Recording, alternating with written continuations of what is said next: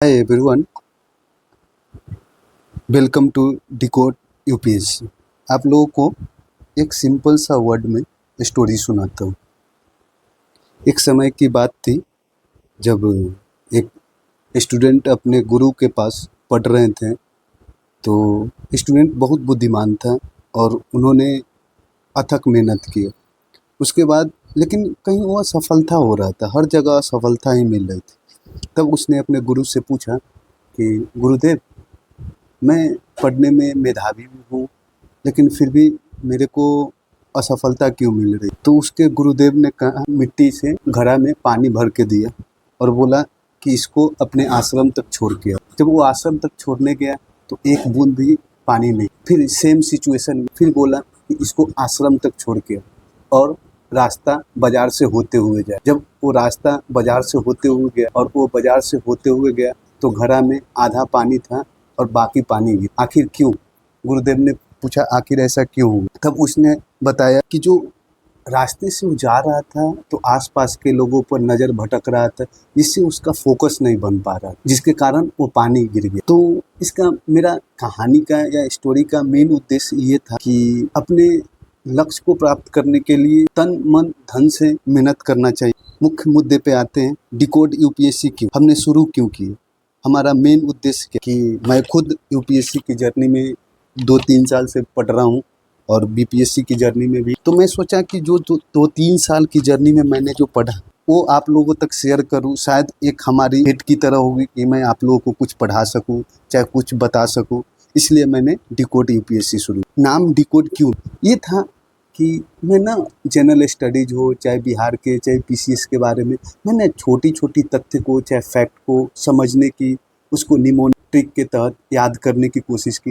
वो मैं चाहता था कि आप लोगों तक पहुंचा सकूं, इसलिए मैंने डिकोड यूपीएससी नाम रखा। अब आते हैं सेकंड पॉइंट में था कि why am I begin this platform. वो तो मैंने आपको दोनों क्वेश्चन का एक ही साथ आंसर दे दिया। Presently focus on BPSC prelim. मैं यूपीएससी और बीपीएससी दोनों का तैयारी कर रहा हूँ। तो मैं ये अभी सोच रहा था कि अभी प्रीलिम्स हुआ कि अभी प्रीलिम्स यूपीएससी प्रीलिम्स का क्वेश्चन पेपर कैसा था।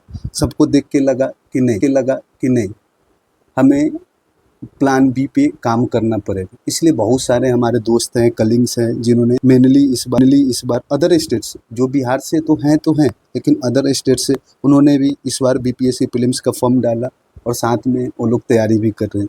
इसलिए मैं सोचा कि प्रेजेंटली अभी बीपीएससी पे फोकस किया जाए। कि फोकस किस पे किया जाए? मे भी हो सकता था कि मैं आप लोगों को पूरा सिलेबस पढ़ाता, ये पढ़ाता और डिटेल से, लेकिन नहीं। बीपीएससी का अगर पीवाईक्यू एनालिसिस करने के बाद मेरे को लगा कि उसका ऑप्शन अगर हम अच्छे से डिटेल से उसको हम एनालिसिस करें तो मे भी हमारा 20 से 25 क्वेश्चन का वेटेज हो जाता है।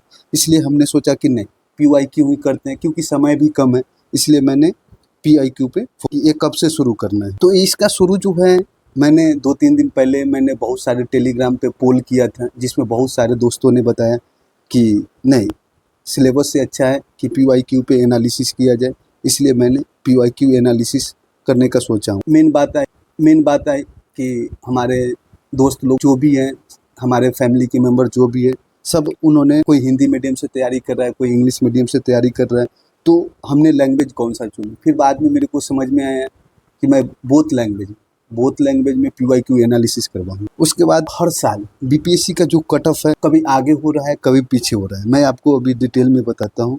ये है 17th बीपीएससी का, 1 बीपीएससी। आप एक कट ऑफ जो जनरल वाले डिस्कस कर सकते हैं ना, कि प्रीवियस ईयर का क्वेश्चन पेपर हम सबसे पहले एनालिसिस।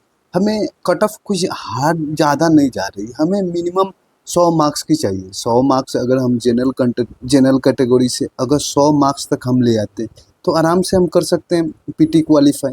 मिनिमम 80-70 जाती है, लेकिन अपने हाथ में रिस्क नहीं लेना है। अपने को 100 क्वेश्चन मार्क्स आना चाहिए। इसके लिए हम कौन सा सब्जेक्ट पे फोकस करें जिससे हो सकता है। तो इसके लिए सबसे बेस्ट तरीका है कि हम पीवाईक्यू का वेटेज देखें क्वेश्चन।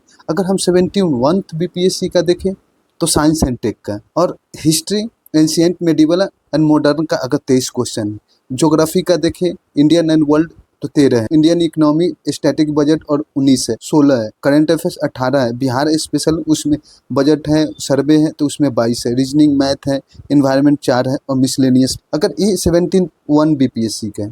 अगर हम पिछले 10 साल की मैंने 41 से लेके अगर 17 तक अगर हम ये देख ले कि क्वेश्चन का वेटेज कितना है, तो शायद हमें ये समझ में आ जाएगा कि हमें कौन सा सब्जेक्ट पे ज़्यादा फोकस करना है।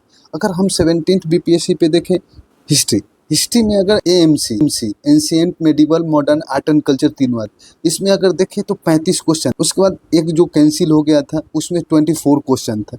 तो मेनली ये समझ में आ रहा है कि एएमसी है, माने मॉडर्न हिस्ट्री का जो टॉपिक है उसमें मोस्टली 20 से एबव क्वेश्चन आ रहा है। 41 बीपीएससी से लेके और 17th बीपीएससी 7 तक देखोगे तो आपको मोस्टली ये 35 से 24 एवरेज अगर मान के चलो तो इसमें 22 मान सकते हैं ना। एवरेज अगर 22 क्वेश्चन इसमें से आ रहा है तो 22 क्वेश्चन इसमें से मान ले। ये ज्योग्राफी है ना, ज्योग्राफी का 15, 15, 13 माने एवरेज 9, 12। तो एवरेज इसका हम ले सकते हैं ना कि 15 क्वेश्चन, 15 नहीं 12 इसका भी मान लेते हैं। तो 12 क्वेश्चन ज्योग्राफी से हो गया और 22 क्वेश्चन हिस्ट्री से हो गया।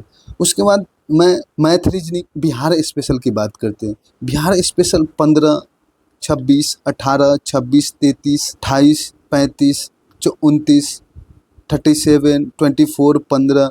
फिर जैसे जैसे हम क्वेश्चन का नंबर ऑफ क्वेश्चन जो बढ़ता ही जा रहा है, 37, 29, 29, 28, 33, 26, 18, 15, इसमें 15 दे रखा। तो इसका एवरेज अगर निकाला जाए तो मेनली बिहार स्पेशल से 25 नहीं 20 भी मान लेते हैं। अगर हम 20 मान लेते हैं तो 22 + 12 + 20। उसका करंट अफेयर्स में से 17th बीपीएससी में जो आया था उसमें इस बार कम आया, तो मोस्टली आपको 20-22 क्वेश्चन, तो एवरेज इसका भी हम 20 मान के चलते। 20, 40, 60, 70, 72 नंबर हो रहे हैं। और अगर पॉलिटी से मोस्टली उतना हार्ड क्वेश्चन नहीं पूछता है, बेसिक पूछता है बिहार के पंचायती राज व्यवस्था के बारे में, कार्यपालिका के बारे में, एग्जीक्यूटिव, संसद, पार्लियामेंट, प्रेसिडेंट, सीएम, गवर्नर। तो उसमें अगर एक बार अच्छे से अगर लक्ष्मीकांत पढ़े हैं तो आराम से हो जाता है। मिनिमम में ये रहता है कि अगर क्वेश्चन पूछा है उसका 70-80% सही हो जाता है। अगर 14 क्वेश्चन का वेटेज है तो मेनली मान के चलते हैं कि 10 क्वेश्चन इसमें से भी कर लेते हैं। अगर 10 क्वेश्चन कर लिए, इसमें से 10 क्वेश्चन कर लिए। अब उसके बाद आता है जनरल साइंस में बायोलॉजी सेक्शन जो रहता है थोड़ा सा वो टफ रहता है, थोड़ा सा फैक्ट बेसिस पे रहता है, तो उसको भी हम करने की कोशिश करेंगे। लेकिन अगर उसमें से अगर हम 50% मान के चल रहे कि हम सही करेंगे तो उसमें मोस्टली साइंस सेक्शन से 30 क्वेश्चन रहता है, मोस्टली 30-25। उसका हम आधा भी सही कर रहे हैं तो 15 क्वेश्चन यहाँ से मिल जाएगा, 15 मार्क्स यहाँ से मिल गए। उसके बाद मैथ रीजनिंग भी आराम से हो सकता है। मैथ रीजनिंग कोई ज़्यादा टफ नहीं रहता है, इसमें से भी आराम से हम लोग 10 क्वेश्चन में से मिनिमम अगर 8-9 कर रहे हैं कोई इशू नहीं है। उसमें रीजनिंग भी रहता है, मैथ रीजनिंग दोनों रहता है, तो मोस्टली कभी रीजनिंग का वेटेज ज़्यादा रहता है कभी, तो हम दोनों में से कोई एक कर सकते हैं, तो ये भी तो कर सकते। तो मोस्टली ये हो गया। उसके बाद इकोनॉमिक्स भी उतना टफ नहीं रहता है बिहार से, और इंडिया का इकोनॉमिक्स ज़्यादा, तो इसमें भी मान के चलो कि 10 क्वेश्चन अगर इसमें से भी हम कर ले तो हमारे पास कितने बैटल हो गए, 10, 30, 50, 60, 70, 80 और इधर 72 नंबर हो गए। 72 नंबर ये हो गए, और इधर 10 और 25 और 10 9 ये हो गए आप 106। हमें 100 तक ही लेके चलना था कि ये फाइनल कटअप, अपने को रिस्क में नहीं रखना है, 100 लेके चलना है। लेकिन अगर 106 तक आ रहा है, अटेम्प्ट तो सारे निगेटिव मार्किंग भी है, अगर नहीं क्वेश्चन आ रहा है तो ई कलर भी करना है। तो मोस्टली हम अगर 2-3 सब्जेक्ट पे अगर फोकस कर दें, जैसे हिस्ट्री इससे हो सकता है, दूसरी हम बिहार का फोकस कर दें, तीसरी करेंट अफेयर्स का फोकस कर दें, 3 सब्जेक्ट को तब वेटेज हो गया। साइंस में अगर थोड़ा सा भी फोकस करेंगे, उतना भी डीप पूछता नहीं है, लेकिन हाँ थोड़ा फैक्ट बेसिस पे रहता है। अगर इसको भी अगर अच्छे से कर लिया जाए तो आराम से किया जा सकता है।